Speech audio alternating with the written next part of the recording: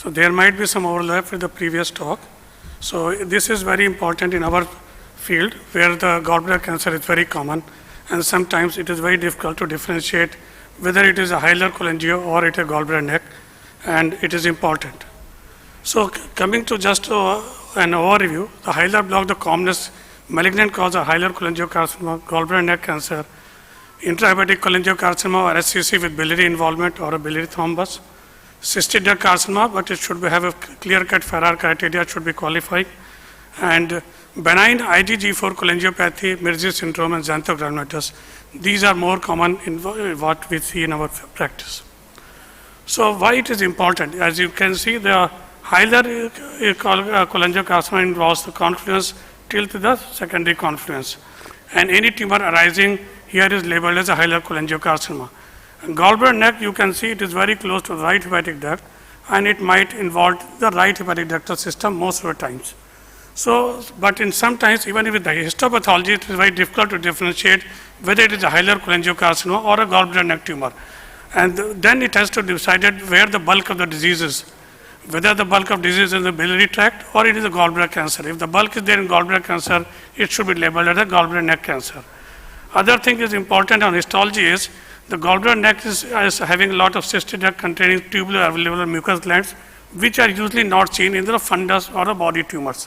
So this is the difference between the gallbladder neck and the biliary tract malignancies. Also important to note, if you see overall gallbladder cancer, the gallbladder neck carries a very poor prognosis even as compared to gallbladder fundus or body tumors, and with a 5-year survival of 0% in gallbladder neck tumors. So these are the few scenarios I'll see, and keep these pictures in mind. I'll come back to the later in the part of my talk. This is a case of hilar block. You can see the confluence is just forming or not forming. It is very difficult to differentiate, and this hilar block is there. Second tumor, again, you can see there is bilobar IASBRD, there is a mass, and the GB is distended.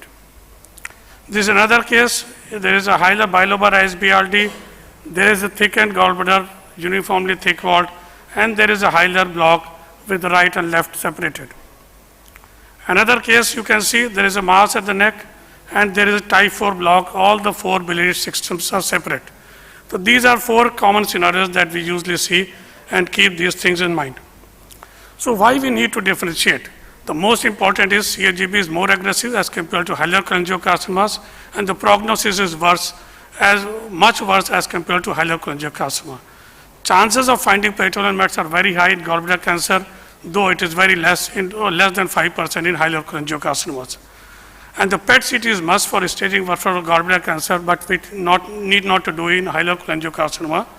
We did a prospective study which was published as a consensus statement EJSO in 2020, in which we have shown that the PET-CT finds additional finding around 30% of patients, and the changes of treatment management plan in around 23% of patients because of finding of extrametastatic disease, which was not picked up on the CT scan. So overall change in management is more common with locally advanced cancers as compared to upfront resectable GBs.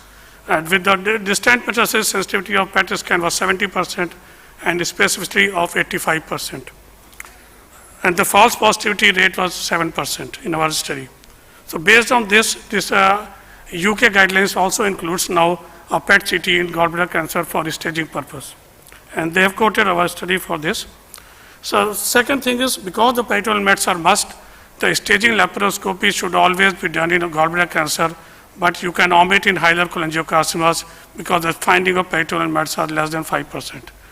If you are planning a portal vein embolization in hilar block patient, if it is a gallbladder cancer, one should do staging laparoscopy before doing portal vein embolization, because in around 20% you will find peritoneal metastasis, and there is no point in doing portal vein embolization in these patients. Also, the extent of liver resection changes. The segment 4B you have to resect always in all the patients of gallbladder cancer, which you can omit in hilar cholangiocarcinoma. If it is a type 3A lesion, you can leave a segment 4B part. Also, the extent of lymph node dissection is same, but the finding of lymph nodal disease is more common in gallbladder cancer as compared to hilar cholangiocarcinomas. So coming to status of vascular resection, as an ISPD, the vascular resection and SPD, one can proceed if it is a hilar cholangiocarcinoma, because these are locally aggressive tumors, but chances of systemic failure is less. In gallbladder cancer, problem is of systemic failure or development of peritoneal disease. So these patients in which the vascular involvement is there, or the role of SPD is very less in the gallbladder cancer, and one should try to avoid any doing vascular resection or SPD in gallbladder cancers. Coming to the need of caudate resection, I will come, and the extent of biliary margin. Coming to the bile duct margin, you can see this is a gallbladder neck, which is close to the right hepatic duct. So most of the time it involves the right hepatic duct, but the involvement of going toward extension to a left hepatic duct is very, very unusual in CAGB with neck. And if you are finding on cholangiogram there is a segment 4 duct is separate, then most of the time it is a hilar cholangiocarcinoma, not a gallbladder neck tumor. So it is always, you can get a good margin left hepatic duct with gallbladder cancer, which might not be is true in case of hilar cholangiocarcinoma. In hilar cholangiocarcinoma, as you know, there is a papillary, nodular, and infiltrative varieties.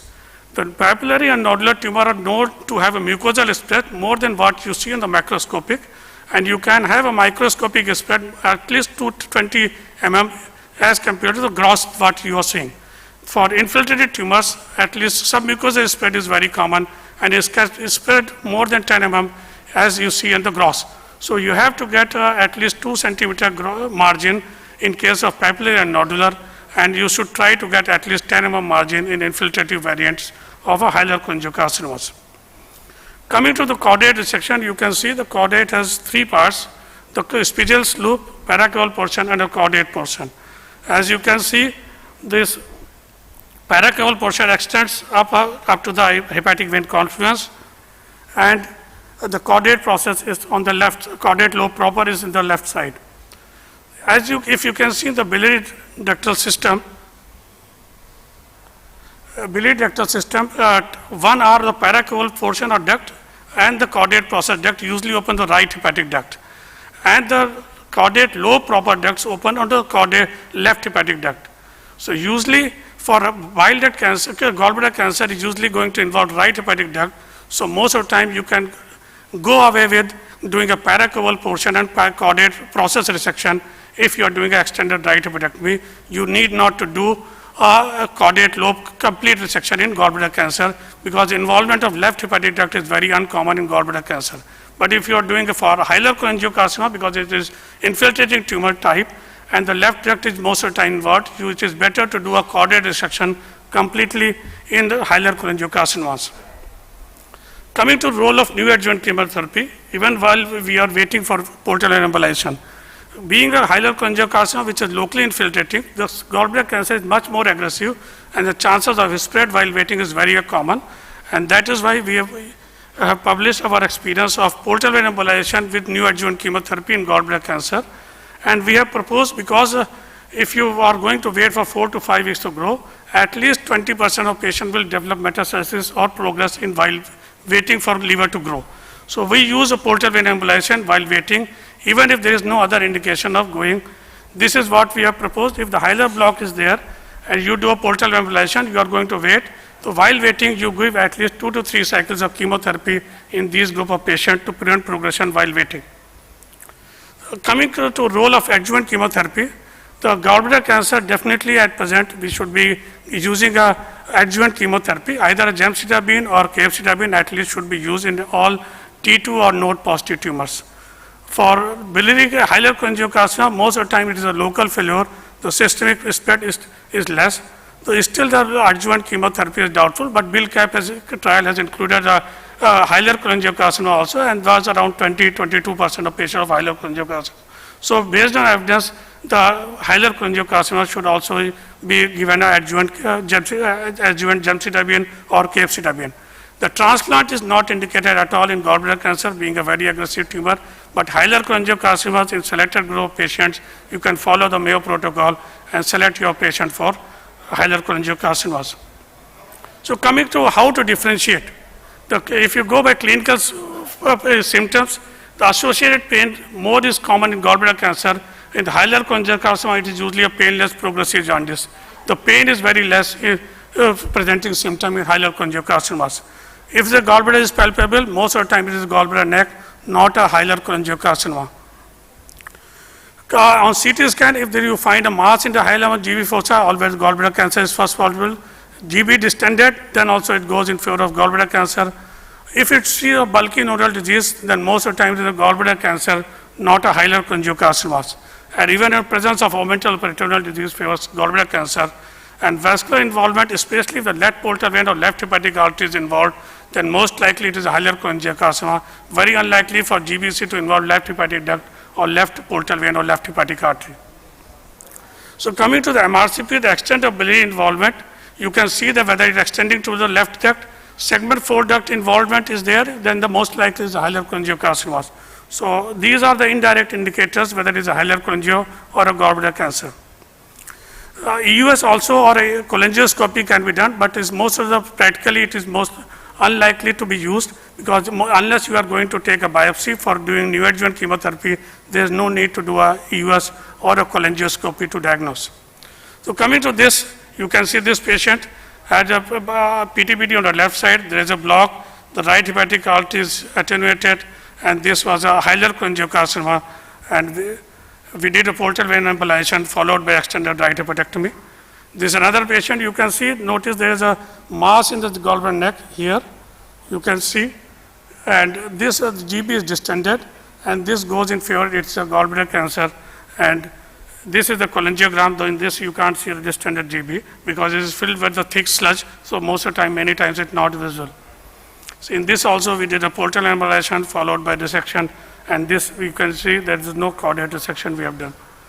And this again you can see there is irregular thick walled GB, again the mass is there in the GB fossa, this is a gallbladder cancer with a hilar involvement. This is another patient, you can see there is a bilobar ISBRD, there is a mass in the GB neck, and GB is distended, you can see the distended GB with a thick sludge filled in it. So this also is a gallbladder cancer. But in spite of that, many times you will be failed at least 20 to 25%. It is many times difficult to differentiate. It is a gallbladder neck or a hilar cholangiocarcinoma. In this is a case we recently operated. This is a thickened GB wall, and there is a mass. GB is distended. Hilar block is there. Patient presented with jaundice. We did a PTBD, and followed by our thinking was it is a uniformly thickened, could be a xantho, but we are not able to prove histologically.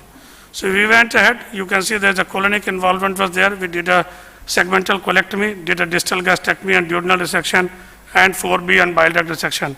And final histopathology came out to be xanthogranulomatosis cholecystitis.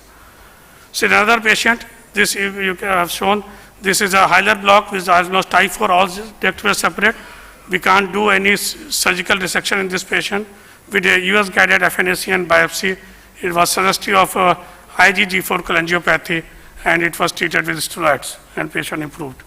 So to conclude, it is important to differentiate the hilar cholangio and CFGB, especially more from the prognosis point of view, but still it will be many times it will be difficult to differentiate even with all the investigations.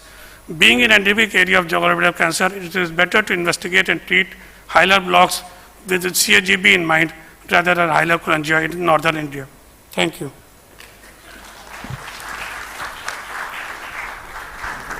Thanks for the nice presentation, Dr. Singh.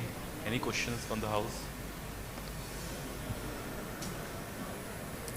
Dr. Shivendra, that was a very nice presentation. Just only one question. You made a statement that while you were differentiating in the approach between the CAGB versus hilar, you said that in CAGB you have to remove 4B. Yes, well accepted.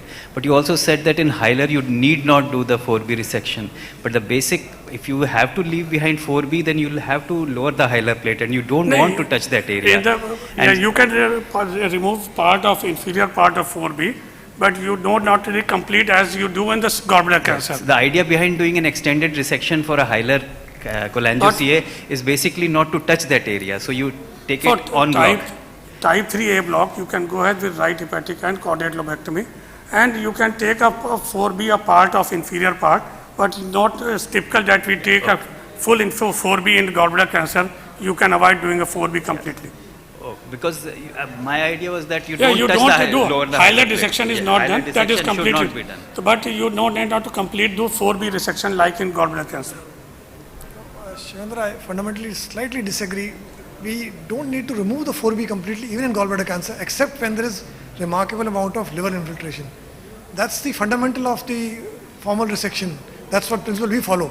We take a large wedge, you don't have to formally remove it, unless it is a T3 tumor, in which case you will remove that amount of liver. This is very controversial, whether you do a complete wedge or 4B. There is no direct comparison. We are doing a randomized trial, but I think we'll be closing this year. So we'll come out to whether 4B is better, complete anatomical, or wedge will be better. Because that solves the problem. You have to remove just a part of 4B in both. But I think there is a lot of data from the concept point of view. There is a micromets which are seen around 20 to 30 millimeters, even in T2 tumors of gallbladder cancer.